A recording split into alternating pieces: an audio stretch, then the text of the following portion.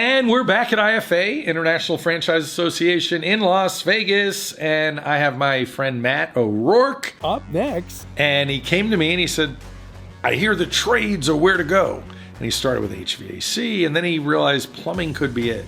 And he fell in love with Belfor and you. Absolutely. And a lot of times you need that accountability. I say everybody, our franchisees, hold us accountable, and we can help hold them accountable too to make sure that they're on the path that they want to be on. Market domination meetings. Do you need that in your life? I think you probably do. This episode sponsored by SEO Samba. Empower your franchise with predictable results and AI-driven marketing. Welcome, Matt, the EVP, Executive Vice President, Belfor Franchise Group. Welcome to the show. I appreciate it, Lance. Thank you for having me.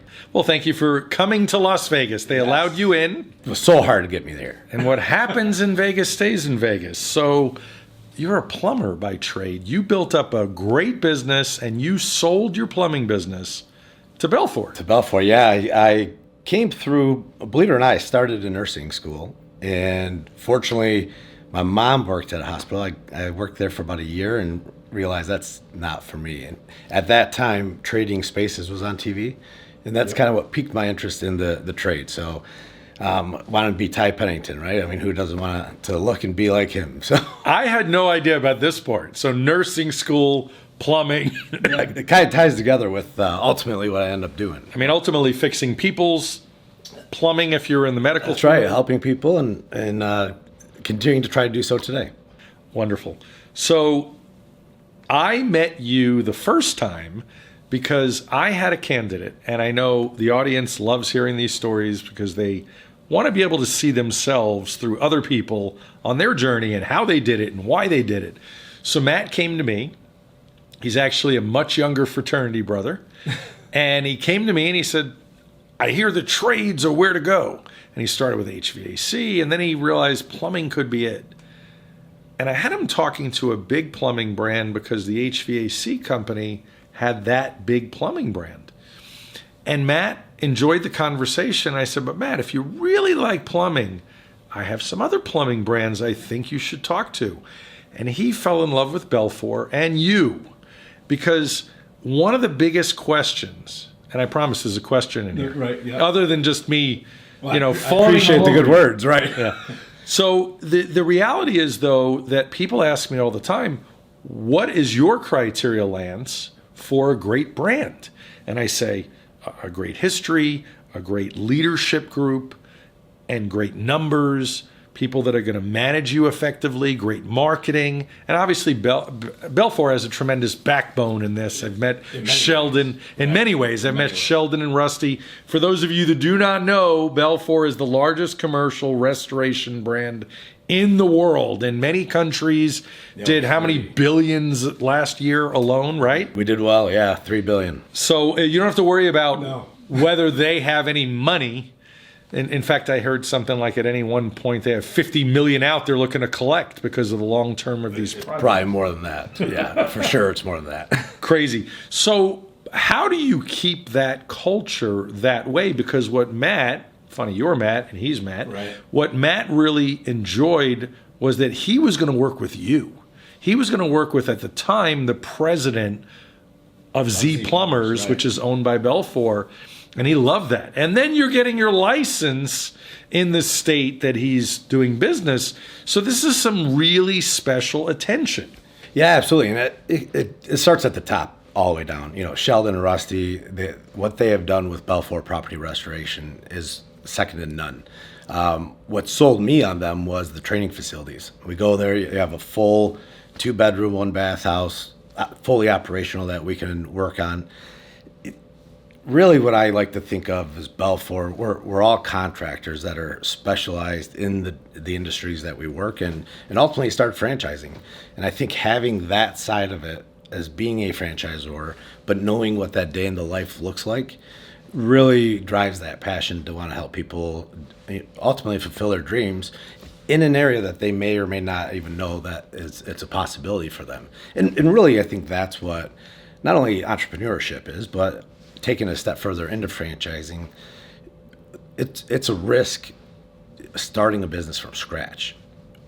to have the backbone that we do at Belfor really helps our franchisees in so many different ways with the support and what's that day in the life look like. Yeah, I love the way you say that. And one of the ways I describe to my candidates about the risk, I explain that you, the candidate, are really the risk because the brand doesn't know how you're going to fit in. You're telling a story to the brand. That is so true. You're telling a story, but you get to see everything you need to see for the brand. You get to talk to franchisees and hear about them being supported and they're making money. And what was the hardest part when they started? And they get to hear how the marketing is. It's if I had a chance to talk to people about my ex-wife before I got married, I would have I've been far smarter. Maybe. We don't know. Maybe, I don't know. My ex-wife, my current wife and only wife is amazing and perfect. But Lance, to that point, I think when you're looking at coming into a business and the candidates that you work with, you can go to any brand, any area, whether it's food, service, goods. You're going to have top operators and you're going to have bottom. I mean, it doesn't really matter which brand. It's like, where do you fit in culturally? And ultimately, do you see yourself being able to drive a passion to do what you want to do or do the thing that you're looking to buy?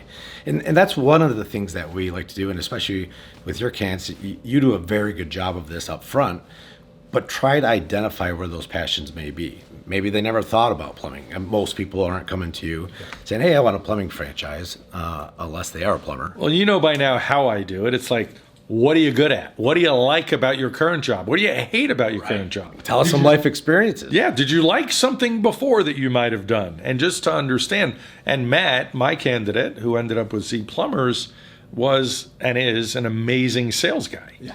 And sales guys and people that have leadership experience, those are two incredibly valuable skills that can plug in almost anywhere. Right. And he's in the heavy equipment rental industry. Yes. So I think for that, it gave him a good foundation or base to understand the trades and the people that are in it. And that's a key piece too, right? Can you lead the people that are working with you and for you? So let's go back to training for a bit, because you made me smile earlier when you brought up the training facility, which I almost forgot about because I have been there.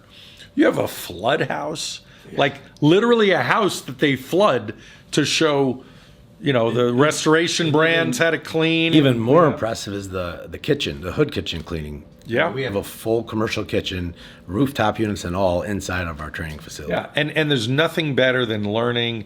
You have that hands-on experience, but then you also have the lifeline. You have the brands to call, the support and everything.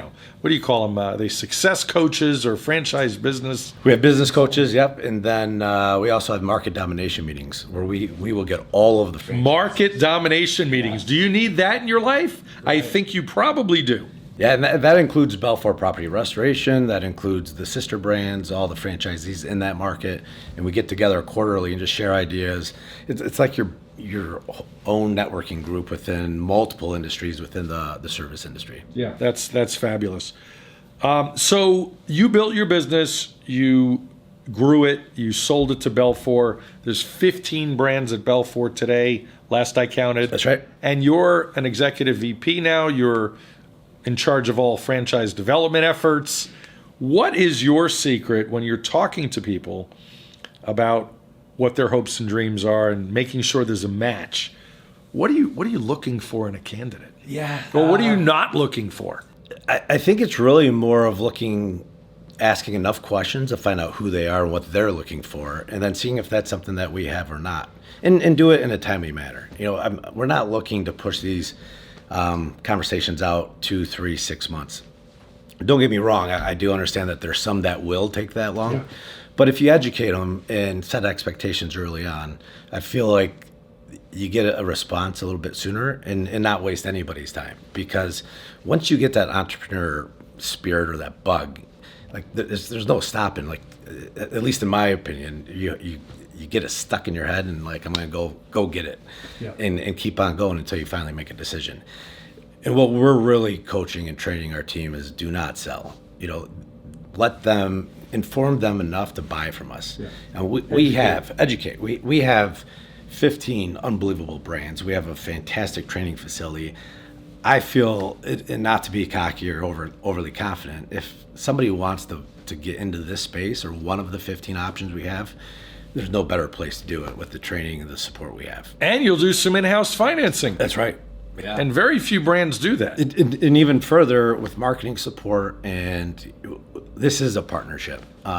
Maybe not in terms of business and equity, but we're looking for our franchisees to be extremely successful. And really, we feel the only way that they're not is if they don't have that grit or that drive, because it is business ownership. Getting somebody from corporate America working for somebody for their whole career, they may not realize the commitment and the work ethic that you have to drive to make these things actually work.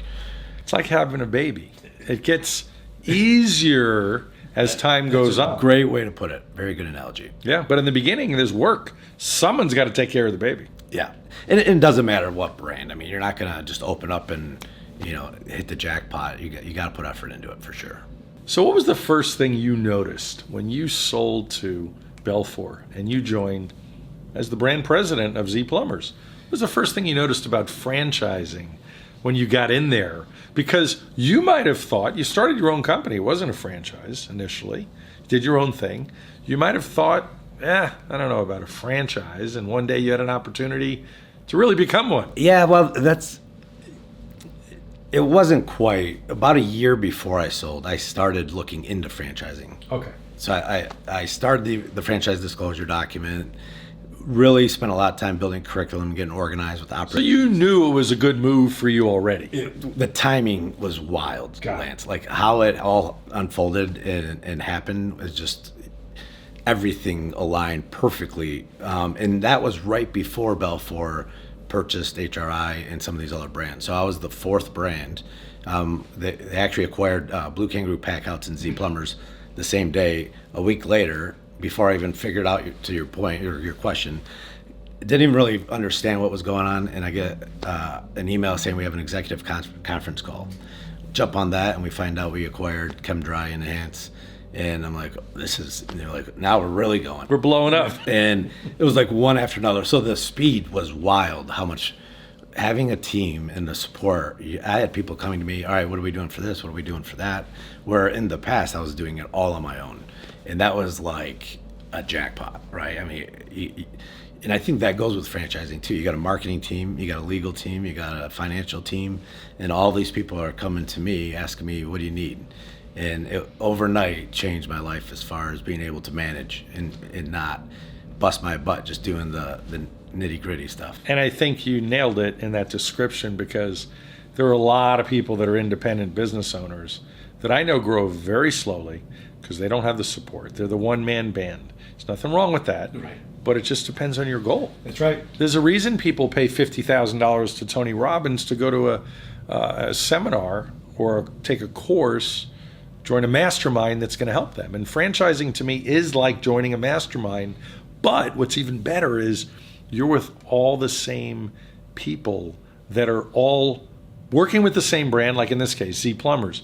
All those franchisees are working together. Nobody's competitive. Everybody's learning from each other. And it's the classic, a rising tide raises all ships. Absolutely. And a lot of times you need that accountability. I say everybody, our franchisees, hold us accountable, and we can help hold them accountable too, to make sure that they're on the path that they want to be on.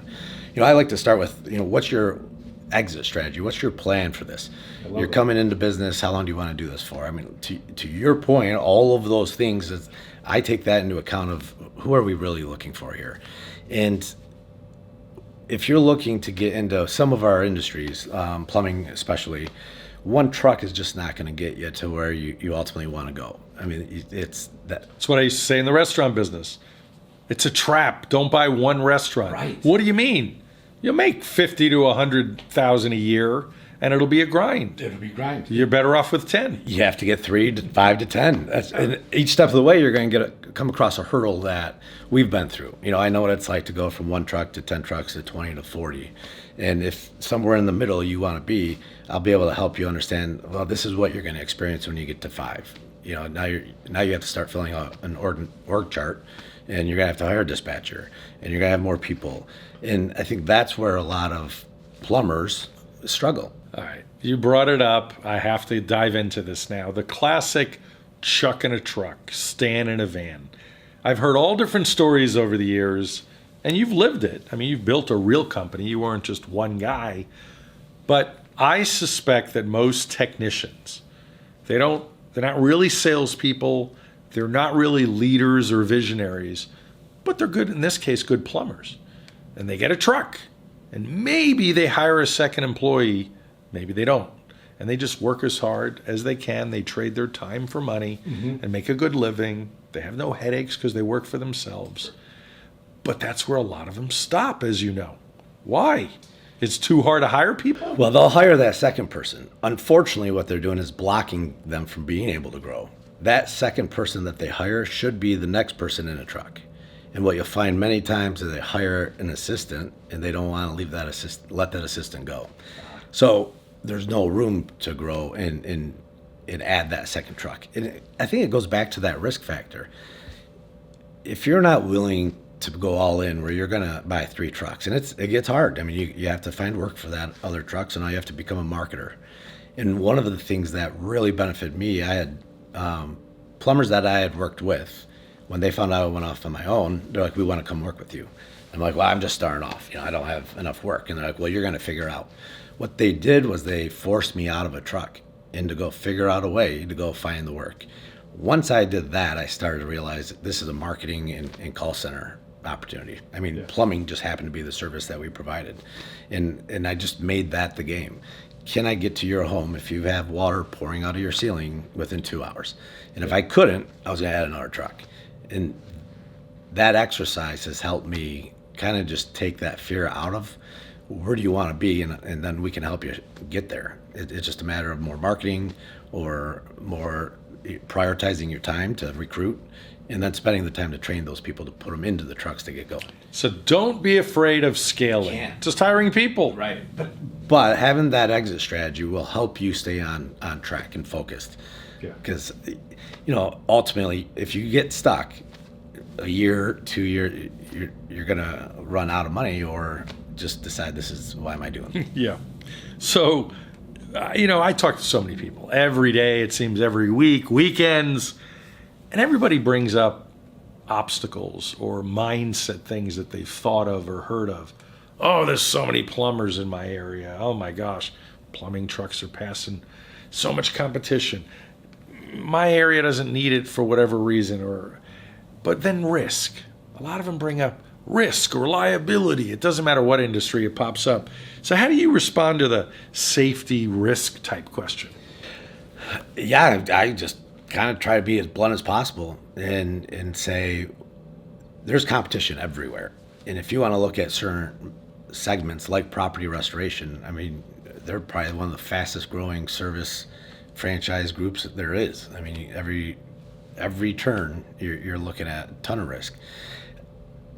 I feel risk is a good driver. You got to have that grit, and if you're not willing to take that risk, then you really shouldn't be looking at getting into business, right? So I use it not so much to speak to, but to help identify if that candidate's the right fit for us. And there are other brands out there that may be less risky. A drywall repair business like the Patch Boys, very low investment cost. You can usually figure it out on your own and pat some drywall and generate revenue, so you don't have to worry about hiring a team and that you depend on being the tradesperson or the skilled trade. Not saying that drywall is not skilled, just saying that you could probably pick it up a little faster than plumbing a hotel. Tell me a little bit about the validation process. And for those listening, there are some people that probably know this and some that do not. The validation process in franchising is where candidates have an opportunity to speak to existing franchise owners about their experience. Are you doing individual calls these days, group calls? How do they? For the most part, we're doing individual. Great. Yeah, we'll make we've got a list for each brand that'll show the owner's name, what market they're in, how many licenses they have, a little bit of background, engineering background, existing awesome. Business owner. Not that we say, oh, you're an engineer, talk to the engineers, Right. But it does help kind of getting that day in that life. We also have failed, ones that have exited the system, ones that have sold their businesses, with the idea that we know that we've done absolutely everything we can to support our franchisees one way or the other. And an exit strategy that some people come, they look for underperforming locations, turn it around, and in 3 years they sell it. And that's a really cool business model to be a part of. Everybody's got a strategy, and in franchising, you'll see it all. One of the things I've always realized with franchising, with all the buzz about entrepreneurship through acquisition, I want to buy an existing business with cash flow. I always tell them good luck. Because in a franchise system, and a lot of them are looking at independent businesses. Well, in the independent businesses, it's like a unicorn. And then you get it, and you overpay for it because somebody did really well. And you get a bank loan, put very little down if you could get that lucky. And then now you're betting that you're going to improve that business you just bought for $1.5 or $2 million and hope the staff never left. Now, a franchise acquisition could be incredible, but a lot of times you can't get your hands on it because the existing franchisees, they don't mind buying their brothers and sisters out, whether it's 3 states away. I have a buddy that's coming tomorrow I'm going to be interviewing as well. And he bought restaurants in Indiana. And I remember when he called me, he was a franchisee of a sub-brand. Calls me, he goes, I just bought 2 restaurants in Indiana. And I laughed and I go, you don't have any other businesses. I know, but I got a deal. It was a guy I know that was retiring. I think he said he got for 2.5 times cash flow. He was happy with that. He owned it for years. Oh, no kidding. Just wanted an easy transaction. And all he did was email corporate, say, I'm buying them. We're negotiating with the landlord. Got it done. Hey, what about the acquisition, a conversion model, though, in the trades? Oh, yeah. So a lot of our industry, you have tradespeople aging out, whether it's HVAC, drywall, painting, plumbing. We can get similar deals where someone is just looking to exit or be a part of something, not taking the daily grind of answering the phone, doing the accounting, where you can purchase somebody looking to retire within the next 1 to 3 years, maybe pick up 2 or 3 of the plumbers or the tradespeople. We can convert that into our franchise, the Z Plumbers or Patch Boys, implement our systems, and almost overnight see tremendous improvement. The calls are there, the call count, the plumber, the employees. And I bet the best part of that is you don't need a big business to buy. It could be a small business. We're just buying trucks. So the way I look at and an office. Exactly right. 1 truck, 2 trucks, 3 trucks, you just jump started that much faster doing it that way. And most of these, the book of customer base is strong. I mean, that's what you're ultimately buying, is that phone ringing, and not to lose that, because a lot of these aging tradespeople don't realize the equity that they have in their businesses, and they just want to retire, but they don't know that business side of how do I get out? Who do I market it to? Because Jim the plumber, if you're losing Jim, you're losing Jim the plumber plumbing company. Where if we're able to convert it, keep Jim on for a couple of years, maybe he's having a little bit more fun, less stressed out. Now you have a jump start into a very successful brand. What is the biggest mistake, Matt, that new franchise owners make, that you've seen new franchise owners make? I think the biggest mistake is probably not getting out of their home or business and meeting people. I think you have to make connections. You got to just go ask, tell people. In a lot of our brands, there's competition, but competition's not going to networking groups. Our competition's not going to Chamber of Commerce events. They're surviving the day? Right. They're just waiting for that phone to ring. And you have to be aggressive and just go out there and have nice conversations. And, the whole analogy, you can either spend your time or you're going to spend your money. And I find you want to do a little bit of both, but spending your time creating relationships and getting out there, that's the way to do it. I mean, going back to Matt, that's what he does. I mean, that's what he's a rock star, right? And the reason why he hit the ground running right away. Yeah. I have to ask, how do you cure plumber's crack? That's a great question. One of the ways I did it is I put an embroidery of our logo on the butt crack, or the tramp stamp. So when they were bending over, the customer would see the logo. So it was great. The marketing team didn't care for it a whole lot. I thought it was genius. I have to give myself I need a picture or video of that. Make sure I get I that. gotta get you a pair of those pants. I love it. So you've been a great interview. Thank you for joining me. Thank you for having me. Final thoughts, final words of wisdom for the audience. Those first-time entrepreneurs are my favorite to offer guidance to. Yeah, I would. My advice would be to think about the end. How long do you plan on doing this? Kids involved, family involved. What are your ultimately trying to get out of this? And then secondly, ask a lot of questions about what does it look like for me as a part of that franchise group. What parts do you support or not, and get really educated as far as what's the differences, and look at a home service industry. I think one of the greatest things about the trades is, one, it's a hot topic. Young people are wanting to get into the trades. Two, we have an aging tradesperson, so there's that large gap.